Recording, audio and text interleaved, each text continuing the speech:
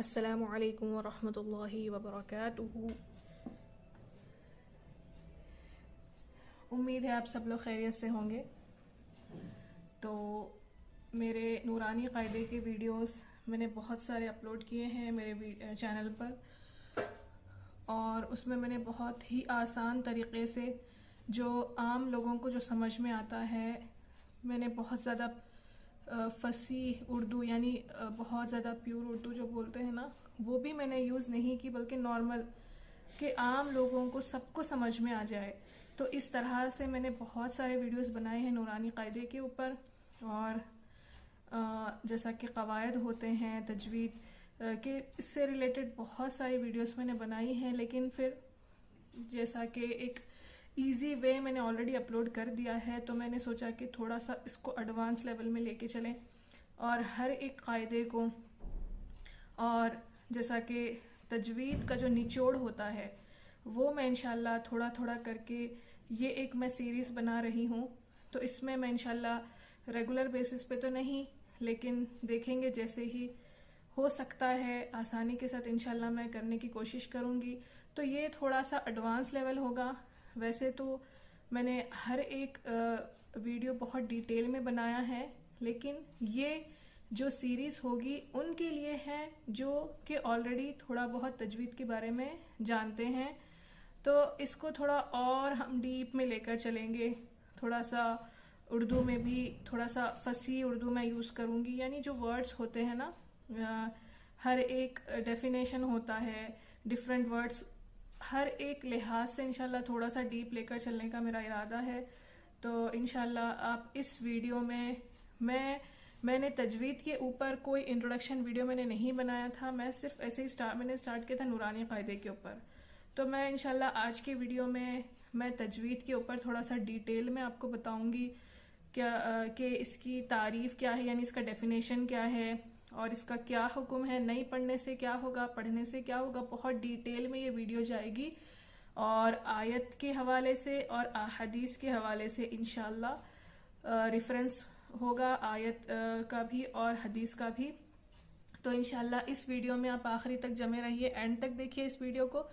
इंशाल्लाह मैं कोशिश करूंगी कि हर एक पॉइंट आपके सामने मैं बयान करूं। तो ये तजवीद का भी एक इल्म, तजवीद का जो इल्म है ना, वो बहुत ज़्यादा ज़रूरी है। जैसा कि दुनिया के जितने भी उलूम हम ले लें तो उसमें भी परफेक्शन होता है, जैसे कि डॉक्टर्स ले लें तो उनमें भी माहिर होते हैं। तो इस तजवीद के भी बहुत से कायदे हैं जो कि ऑलरेडी मैंने अपलोड कर दिए हैं, लेकिन थोड़ा सा मैं डिटेल में इसमें जाना चाहती हूँ, आपको भी मालूम पड़े कि और थोड़ा डिटेल में इसका और क्या हम इसको इजीली समझ सकते हैं। तो आइए हम इसको पहले देखेंगे। पहले तो मैं इंशाल्लाह इसको एक हदीस से मैं शुरू करूँगी। तो कुरान पाक का जो पढ़ना है ना, कुरान पाक को जो पढ़ते हैं तो उसके लिए क्या अजर सवाब है। तो बिस्मिल्लाहिर्रहमानिर्रहीम, सही मुस्लिम की रिवायत है, अल माहिरु बिल कुरानी मअस सफरतिल किरामिल बररह। इसका माने है कुरान का माहिर, यानी जो कुरान में जो परफेक्ट होता है ना, उसका माहिर मुअज़्ज़िज़ बुजुर्ग फरिश्तों के साथ होगा। यानी कुरान को जो परफेक्शन के साथ पढ़ते हैं तो वो किसके साथ होगा, वो होगा बुजुर्ग फरिश्ते। जितने भी फरिश्ते हैं अल्लाह ने जो मलाइका बनाए हैं, उनमें जो सबसे अफजल तरीन, या जो ले लें बुजुर्ग फरिश्ते, तो वो उनके साथ होगा। वो कौन होगा, जो कि कुरान का माहिर, यानी उसको कुरान को सही तरीके से पढ़ने वाला, और जैसा कि तजवीद के साथ, उसकी रियायत के साथ, और फिर उसके साथ साथ उसको अमल करने वाला भी। और एक हदीस में आता है, हजरत अनस रजी अल्लाह अन्हु की हदीस है, अन अनसिन क़ाल क़ाल रसूलुल्लाह सल्लल्लाहु अलैहि वसल्लम नज़्ज़िफ़ू अफ़वाहकुम फ़इन्नहा तुरुक़ुल क़ुरआनी। ये हदीस है, इसका तर्जुमा है, अपने मुंह को साफ रखा करो क्योंकि कुरान की तिलावत के रास्ते हैं, कुरान की तिलावत के रास्ते हैं। तो सबसे पहले हमको करना क्या चाहिए कि जब भी हम कुरान की तिलावत करें तो अपने मुंह को साफ कर लिया करें। तो बेहतर है कि मिसवाक का इस्तेमाल किया जाए।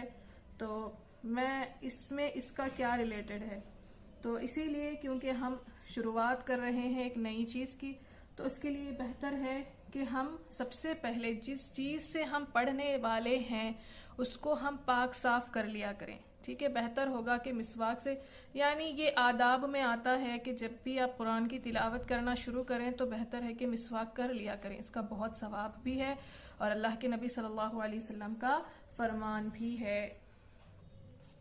तो चलिए हम अभी स्टार्ट करते हैं तजवीद का।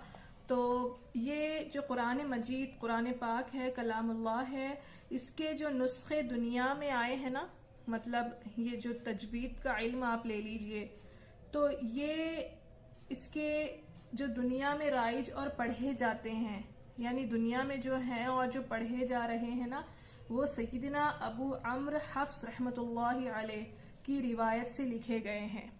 अबू हफ्स रहमतुल्लाहि अलैह की रिवायत से लिखे गए हैं। तो इनके बारे में थोड़ा सा लिखा गया है कि ये भी ताबई थे, ताबई। तो ये अबू हनीफा रहमतुल्लाहि अलैह के साथी थे, यानी साथ में ही इन्होंने दर्स लिया था, जैसा कि अभी बोलते हैं ना क्लासमेट्स जैसे हम बोलते हैं, तो ये उन्हीं के साथ थे।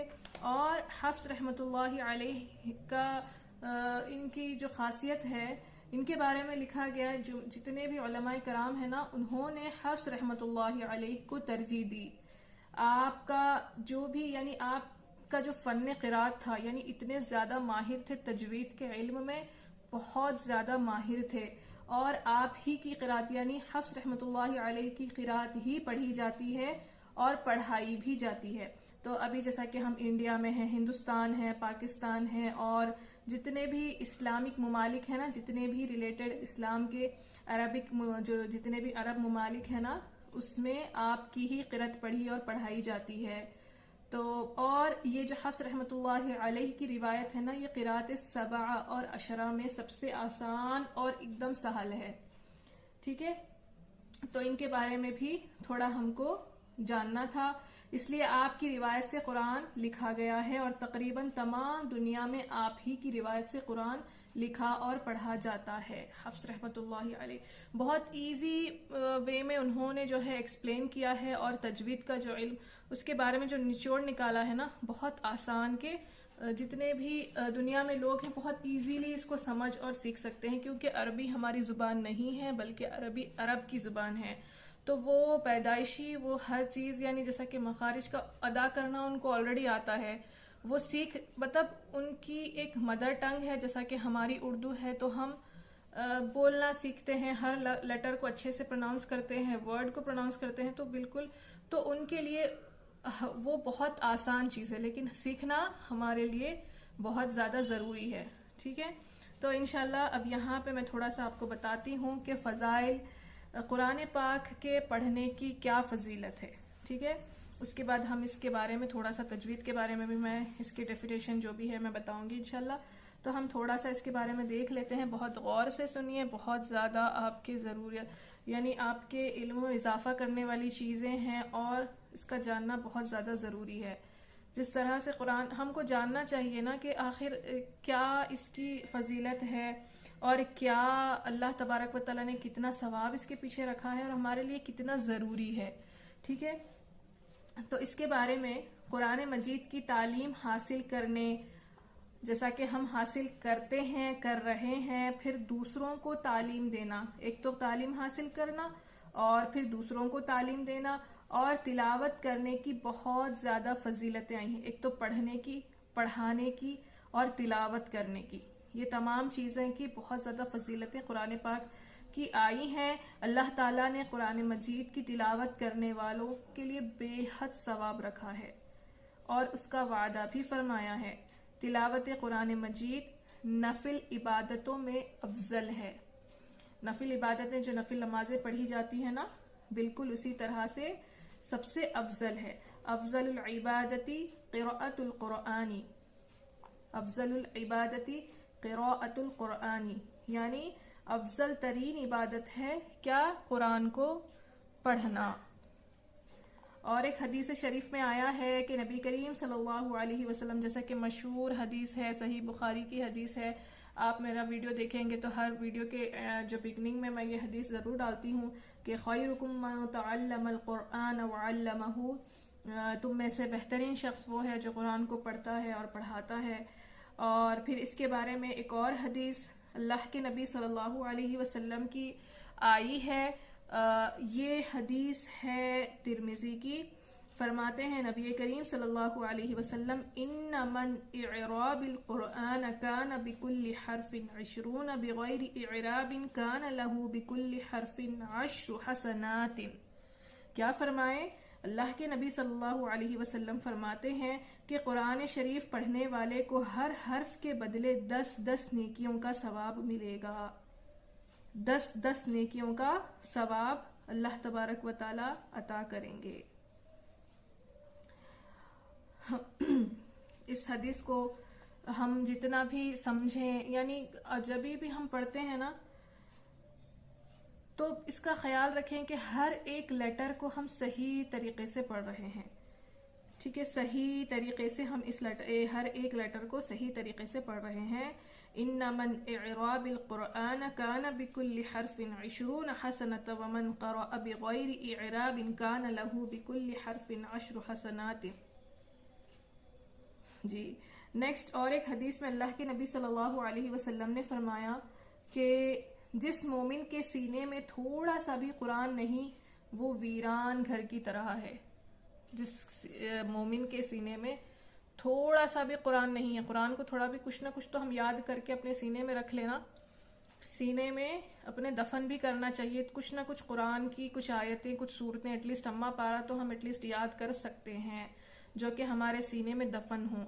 तो अगर कुछ भी नहीं है तो फिर वो दिल क्या है? वीरान घर की तरह है।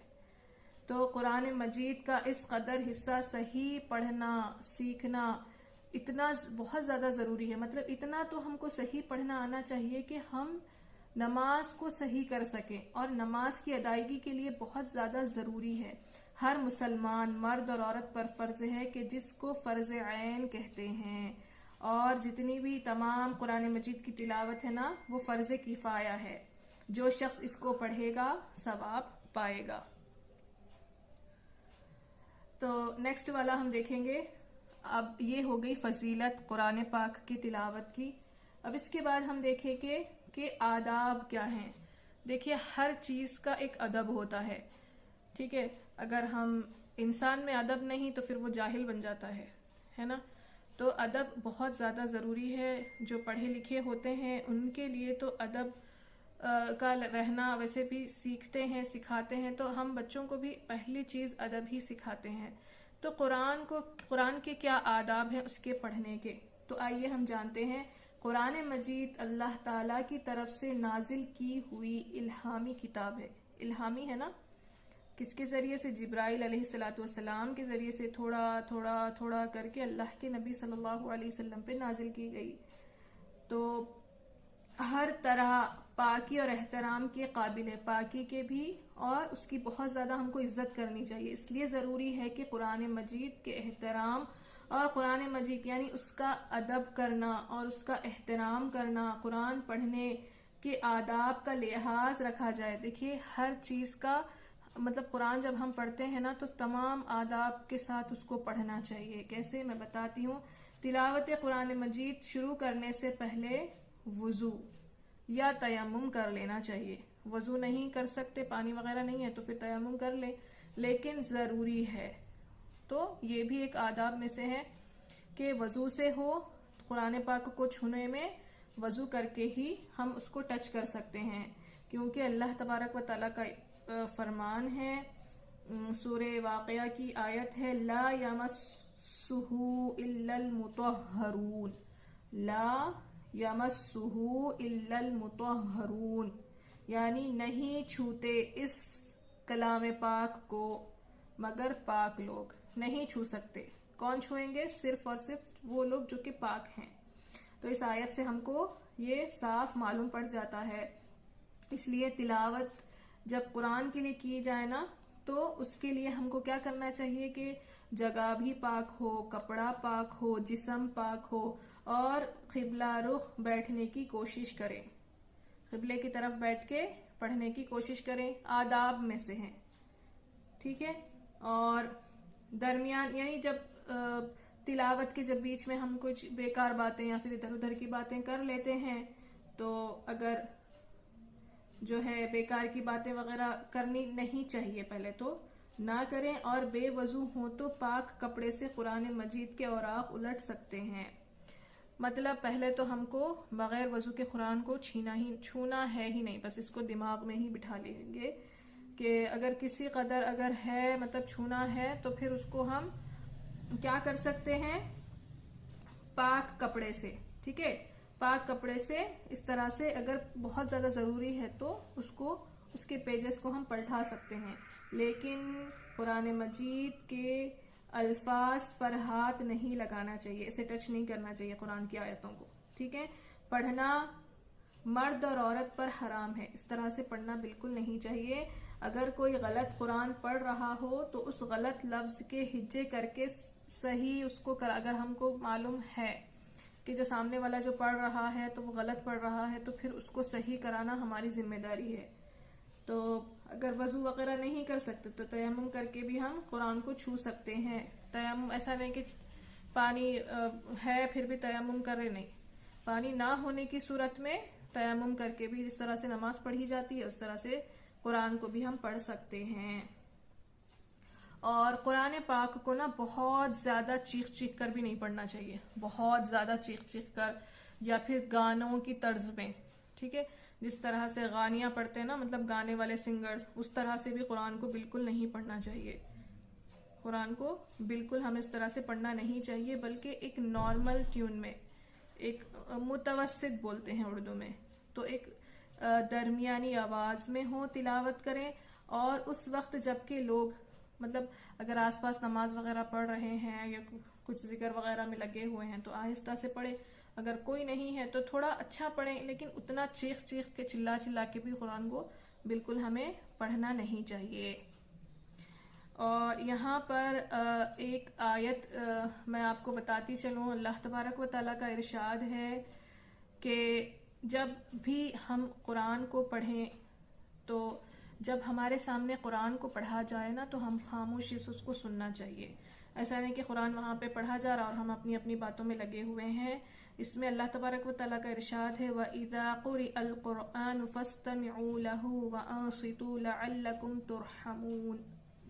जब कुरान पाक पढ़ा जाए तो सुनो और पूरी तरह उसकी तरफ मुतवज्जे हो जाओ, यानी पूरा अपना पूरा कंसंट्रेशन कुरान के ऊपर आ जाना चाहिए। जो आयतें पढ़ी जा रही है ना उसको गौर से सुनो, ताकि अल्लाह ताला की रहमत तुम पर हो जाए, यानी अल्लाह ताला तुम पर रहम करे। इसलिए जब कुरान पढ़ा जाए ना तो उस तरफ तवज्जुही यानी फोकस नहीं रखना और फिर जो है ना बातें करना, ये तमाम चीजें ना एक तो बेअदबी भी है और फिर गुनाह भी होगा इसके लिए। तो ये भी याद रखना चाहिए कि अल्लाह ताला की जब किताब पढ़ते हैं ना तो जो पढ़ रहा है वो और जो सुनने वाले हैं ना वो भी सवाब और रहमतें अल्लाह ताला से तलब करें। अल्लाह ताला से सवाब की मतलब नियत रखें सवाब की, जो पढ़ रहे हैं वो भी और जो सुन रहे हैं वो भी। और जहाँ गुस्सा और अजाब का जिक्र आ जाता है ना वहाँ पे क्या करना चाहिए, वहाँ पे हमको अल्लाह की पनाह मांगनी चाहिए कि अल्लाह हमको ना इस चीज से बचा ले, ठीक है। तो ये हो गए आदाब। और उस्ताद के बारे में भी मैं थोड़ा सा बता दूं, जो कुरान पाक को सिखाते हैं ना, तो दुनिया के जितने भी उलूम हैं उसमें भी ये सिखाया जाता है कि टीचर का कितना ज़्यादा रेस्पेक्ट करना चाहिए। और ये तो जो किताब हम पढ़ने वाले हैं, जो पढ़ा रहे हैं, वो तो किताबों की सरदार है, तो उसका पढ़ाने वाला कितना ज़्यादा मतलब उसकी भी बहुत ज़्यादा इज्जत। सब जो दूसरे दुनिया के जो उलूम होते हैं ना उनके जो उस्ताद यानी वो जो टीचर्स होते उन टीचर्स से ज़्यादा उस उस्ताद की आपको ज़्यादा रेस्पेक्ट करनी चाहिए, मोहब्बत रखनी चाहिए जो कि आपको कुरान की तालीम दे रहा है। ऐसा नहीं कि उनका मजाक उड़ाया जाए और उनके पीछे बातें कही जाए या फिर उनसे ना रूडली बिहेव किया जाए। ऐसा होता है ना कि दीन का जो इल्म जानने वाले होते हैं ना, जो दुनिया का इल्म जानते हैं, वो लोग जो जैसा कि मौलवी हजरात होते हैं उनकी रेस्पेक्ट नहीं करते, मतलब उसको थोड़ा सा लो समझते हैं। लेकिन वही लोग उनसे अफजल है जो कि दुनिया का इल्म हासिल कर रहे हैं। तो बेहतर है कि अपने उस्ताद से मोहब्बत रखी जाए, उनका अदब किया जाए, उनका लिहाज किया जाए और उनको अच्छे से सुना जाए। अगर कुछ भी हमारी तरफ से गलती हो जाए तो उनसे माफ़ी मांग लिया जाए, क्योंकि उस्ताद का अदब भी बहुत ज़्यादा ज़रूरी है। और अदब ये ऐसी चीज़ है कि ये अदब अगर हमारे अंदर होगा तो हम बहुत जल्दी इल्म हासिल करने वाले बन जाएंगे। तो जितने भी बड़े बड़े अल्लाह वाले थे वो उनके अंदर अदब कूट कूट के भरा हुआ था, जिसकी वजह से अल्लाह ताला ने उनको बहुत ज़्यादा इल्म से नवाजा। तो हम भी चाहते हैं कि हमारे अंदर भी वो हो, तो हम पहले कलामुल्लाह यानी अल्लाह तबारक व ताला का जो कलाम पाक है उसकी हम ज़्यादा से ज़्यादा इज्जत और एहतराम करें, और उसकी जो कि पढ़ा रहा है उसकी भी बहुत ज़्यादा हमको इज्जत करनी चाहिए जी। अब इसके बाद हम थोड़ा सा तजवीद के पास आते हैं। तजवीद के पास, ठीक है, एक होता है फन्ने तजवीद। फन बोलते हैं महारत को, यानी एक्सपर्ट। तजवीद में कौन एक्सपर्ट, इस तरह से। तो ये बता रही हूं मैं कि फन्ने तजवीद क्या है। तो सबसे पहले हम इसका डेफिनेशन देख लेंगे, तजवीद का माना क्या है। तो तजवीद के जो लुग़वी माने हैं, लुग़वी मतलब इसका ये ओरिजिन ऑफ द वर्ड बोलते हैं ना, मतलब वर्ड का ये इसका असल में मीनिंग क्या है, ठीक है। तो तजवीद की तारीफ ये है कि खूबसूरती पैदा करना, संवारना, खूबसूरत बनाना, ठीक है, लुगत में लुग़वी तारीफ इसको बोलेंगे। और इस्तिलाही तारीफ यानी इसका टेक्निकल डेफिनेशन हम बोलेंगे, यानी जो आम लोगों में जो यूज़ होता है ना, आम लोग इसको समझते हैं, पढ़ते हैं, इस्तिलाही तारीफ जिसको कहते हैं। तो तजवीद की इस्तिलाही तारीफ क्या है, तो ये मैं आपको थोड़ा सा ना अरबिक में पढ़ के बताती हूँ। तो तजवीद की इस्तिलाही तारीफ, अत-तजवीद हुवा अदाउल हुरूफ मिन मखारिजिहा अल-खास्सा मअ जमीअ सिफातिहल लाज़िमत वल आरिज़ा।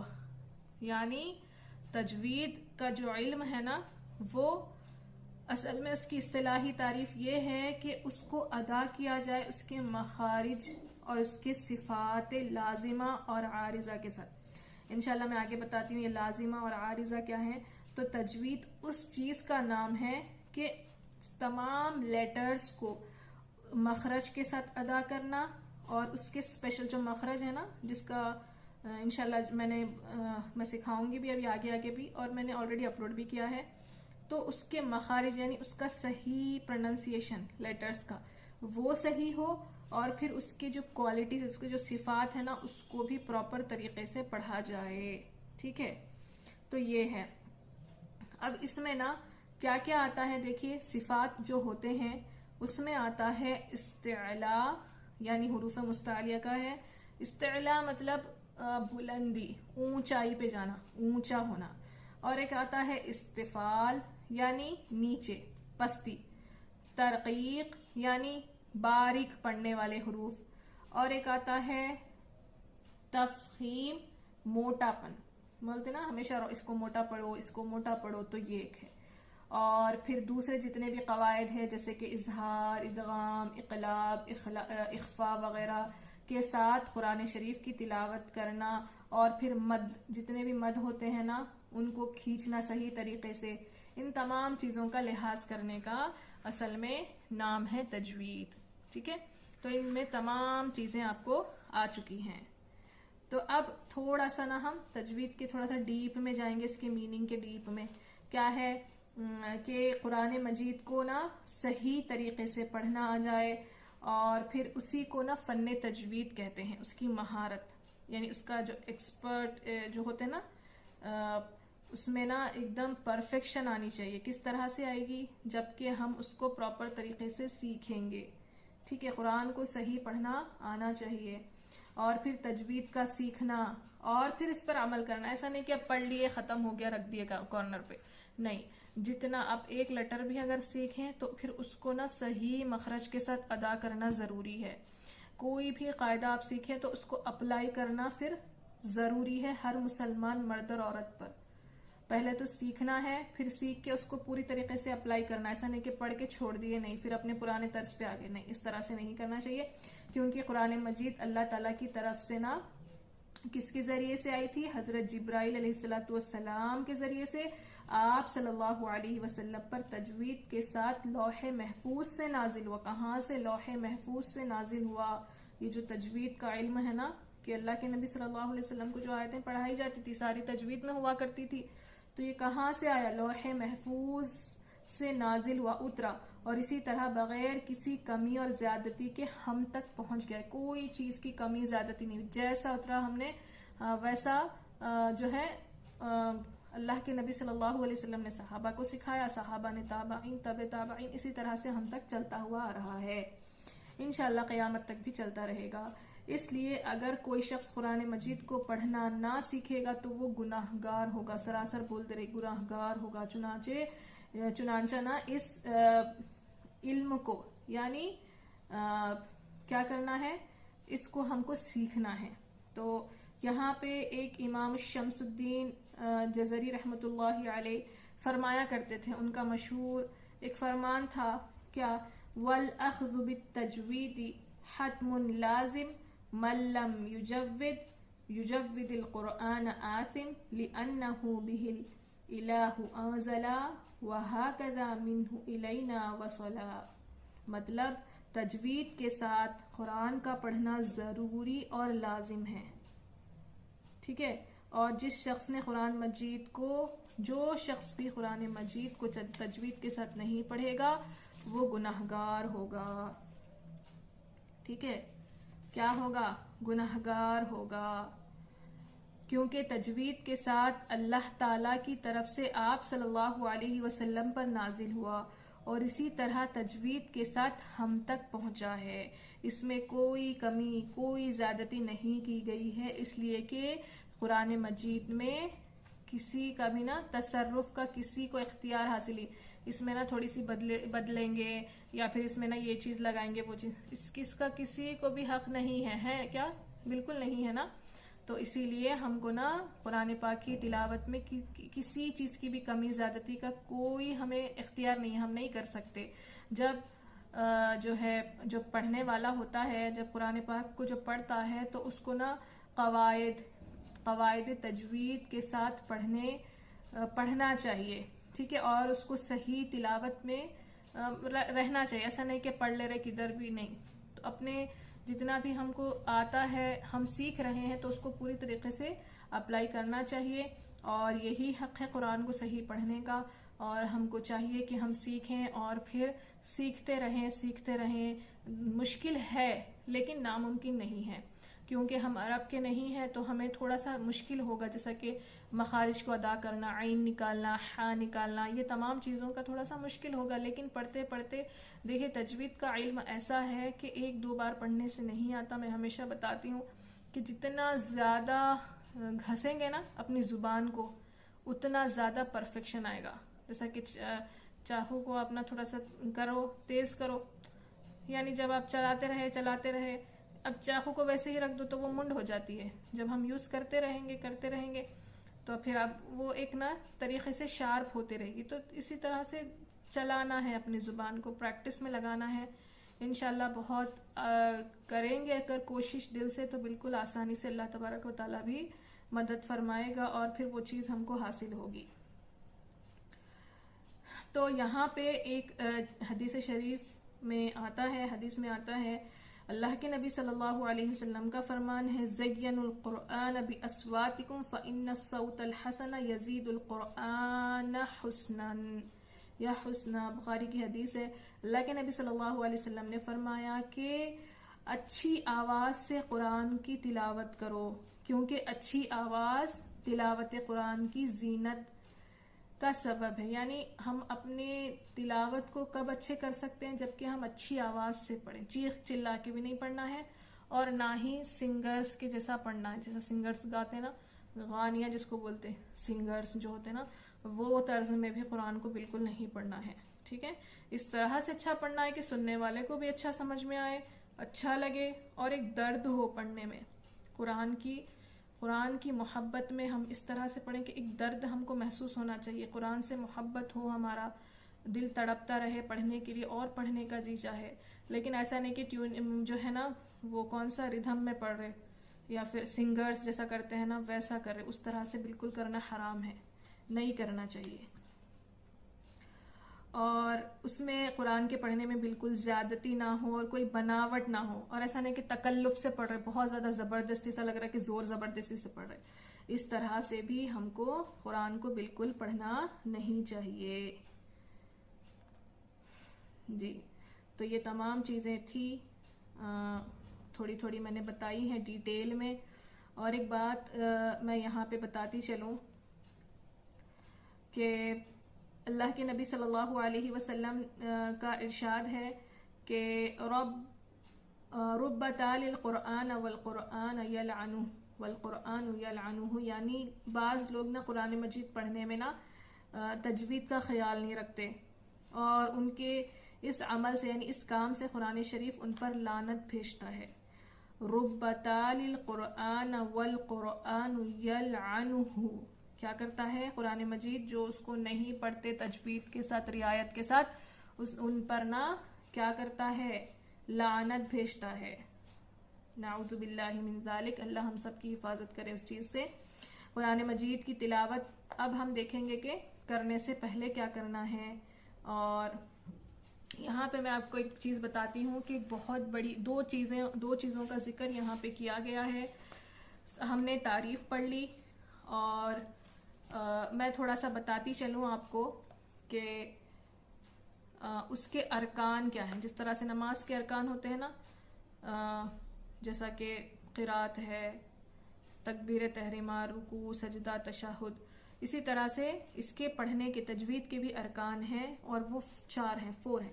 सबसे पहले क्या है, हुरूफ के अहकाम का पहचानना, हुरूफ के अहकाम का पहचानना, हुरूफ के मखारिज को पहचानना और उसके साथ पढ़ना, मखरज को सही पढ़ना, और फिर सिफ़ात का पहचानना, क्वालिटी उसकी क्या क्या है लेटर्स की वो भी पहचानना, और ज़ुबान को सही हर्फ अदा करने का आदी बनाना। गलत गलत पढ़ ले रहे ज़ुबान से ना, इधर से उधर से निकाल के, तो इस तरह से हमको बिल्कुल नहीं करना चाहिए। और ये चीज़ें ना बग़ैर कसरत मश्क़ और माहिरीन क़ुरा से हासिल किए बग़ैर हासिल नहीं हो सकती। हम अपना अपन पढ़ लेंगे तो बिल्कुल हासिल नहीं होगा। जो इस फील्ड में माहिर होते हैं उनके पास जाके उसको ज़रूर हमको हासिल करना चाहिए, ठीक है। तो अब इसमें ना 3 दर्जे हैं, बता रहे 3 दर्जे हैं तजवीद के। सबसे पहला है तरतील, वरतिल कुरान तरतीला, तरतील के साथ यानी ठहर ठहर के आहिस्ता और इत्मीनान के साथ पढ़ने का हुक्म दिया गया है। तो ये जो तजवीद है ना, इसको हमें पढ़ना, कुरान को पढ़ना है तरतील के साथ, यानी बहुत आहिस्ता, इतना भी नहीं लेकिन एक अच्छा लगना चाहिए सुनने में। तो आहिस्ता और इत्मीनान से पढ़ना है। और एक आता है तदवीर, एक है तरतील, दूसरा है तदवीर।